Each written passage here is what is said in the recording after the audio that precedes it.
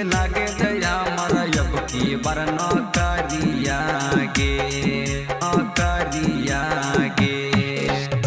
हमारा के लाई दो पिया सड़िया हो, पिया हो सड़िया हो, पिया हो सड़िया पहनी बनब तोर दुल्हनिया हो, पिया हो सड़िया पहनी बनब तोर दुल्हनिया हो।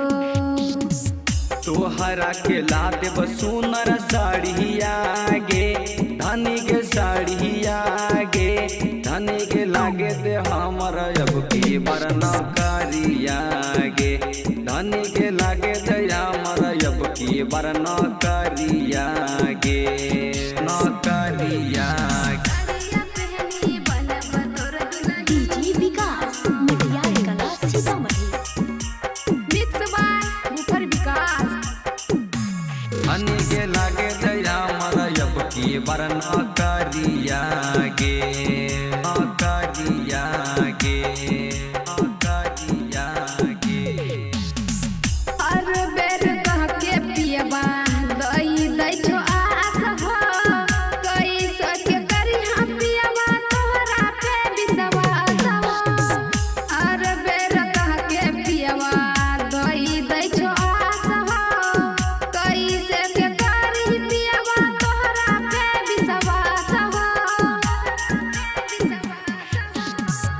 एक बेर औरी धनी करे तू आस गे कबहू न छोड़बो गे धानी जब तक राही सास गे। एक बेर औरी के धानी करे विश्वास गे कबहू न छोड़बो गे धानी जब तक राही सास गे।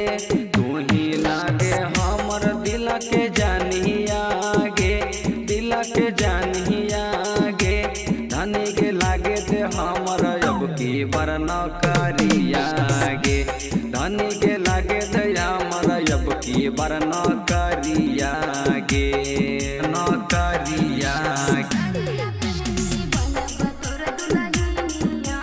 डीजे विकास मटियार कला सीतामढ़ी।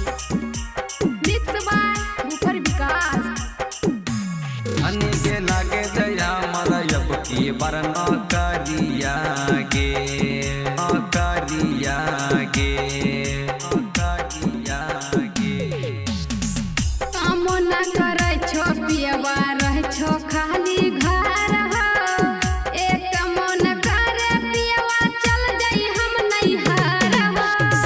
कामो न करे छो पियबा रह छो खाली घर हो, एक कामो न करे पियबा चल जाई हम नैहर हो, चल जाई हम नैहर हो। सोची सोची कहो धानी हम तो से बतिया हो काल्हे लाग जैते गे धानी गोडा के हटिया हो।